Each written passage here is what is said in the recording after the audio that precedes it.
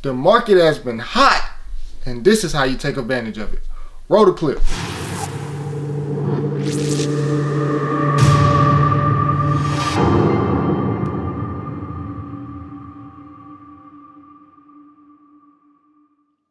Okay, first we're going to start off with Tuesday. Tuesday was a hot day. We had 3 runners, which was SGOC, MDIA, and BLIN.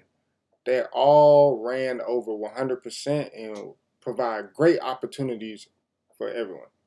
So, with that being said, how you play this stock? Well, going into it, you have to actually look to see where your level's at. During the first day, you really let the chart play for itself.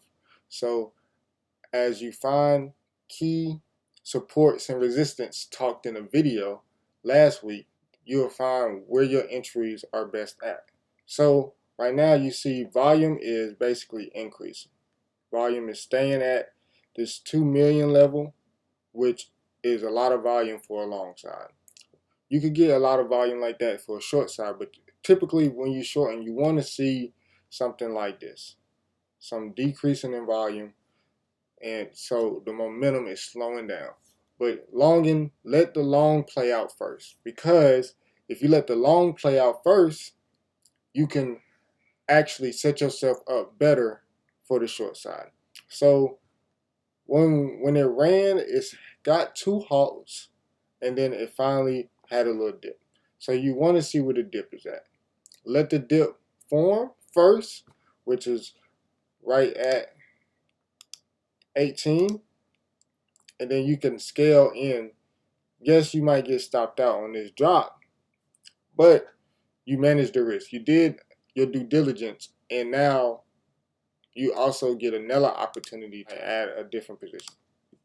So being that you added right here, now you could take it to the resistance, which is at 24. It's a good play because you're not hoping for a bounce. You let the bounce confirm, you wait for a higher low, and then you sell at resistance, which is, this was a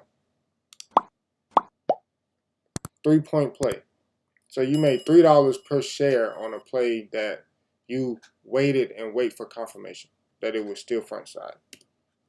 Second day, it fell below that key support level that it bounced at first. So now we see in the morning that basically we couldn't get over that 1850. So you have 1 tap, 2 taps.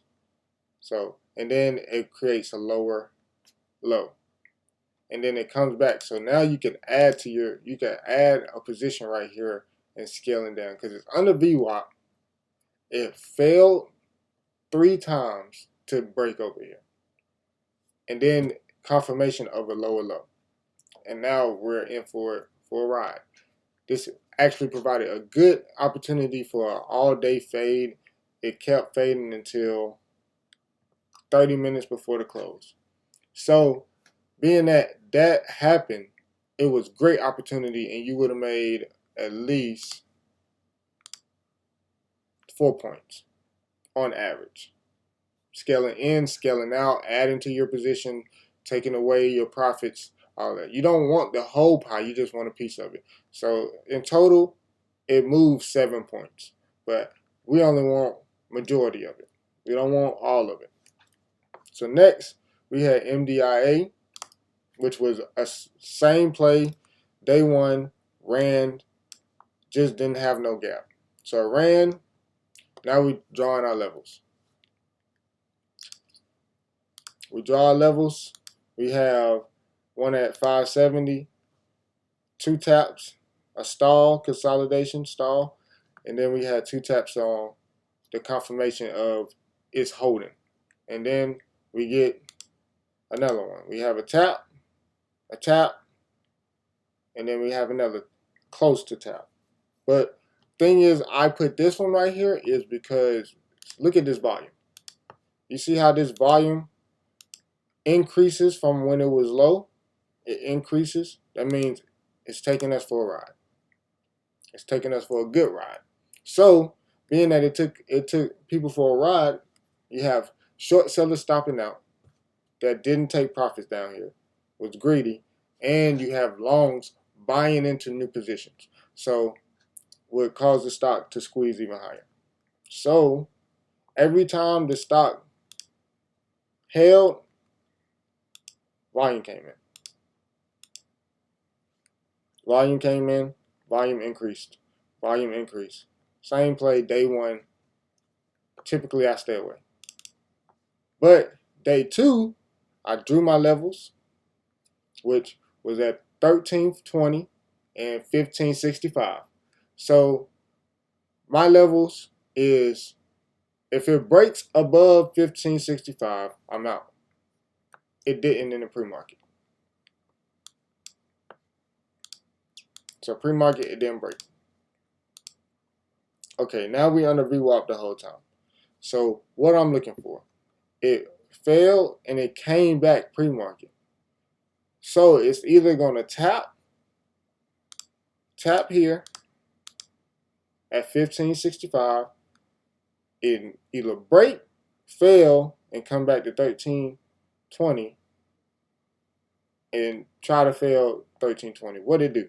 It had a support breakdown on 1320. So what we do is, how you play this play is, it's a side check. It's one of them plays that people are forgetting about, don't want to trade. It's not hot no more. It's basically under a lot of support. So what I like to do is I like to scale into this support.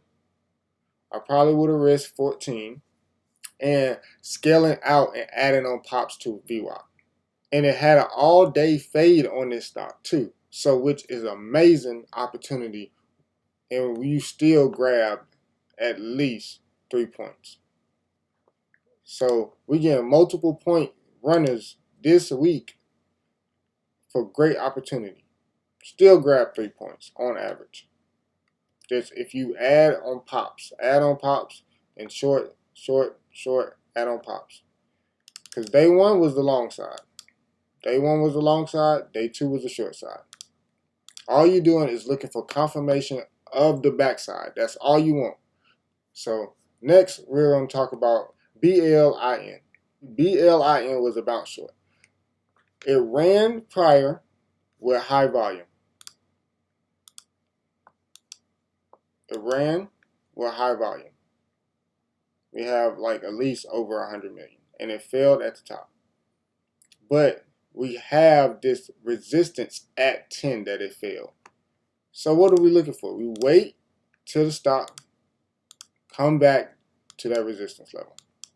We scale into it. If it breaks, we stop out. If it holds, we wait for confirmation to add to our position. So therefore, you scaling, you break any break, you scale out. Me, typically, I do my tier 1 and tier 2 scaling opportunities. And then I add tier 3, tier 4, and tier 5. I have 5 tiers of scaling, and for me to add tier 3, it has to be a winning trade, and for 4 and 5 to be added, it has to be a golden trade. So I know I'm getting at least 4-to-1 risk reward. So what are we doing? We scale, add on pops, and scaling out, and taking majority of the move. You don't need all 3 points for this. You just want majority of the move. At least a 1.5 will be fine for you and me. That's all you want. You don't want majority. Once you get greedy, that's when the market humbles everyone. So next, we're going to go to DTSS.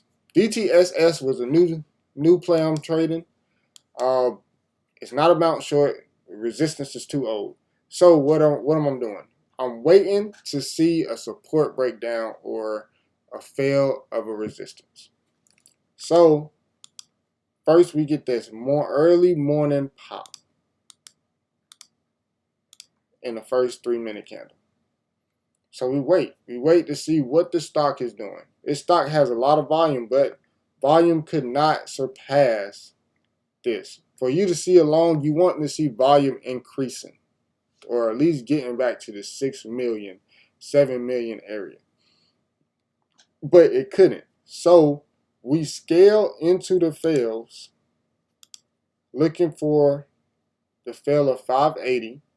And once 580 break, which is VWAP 2. VWAP is a good indicator to confirm your backside sometimes.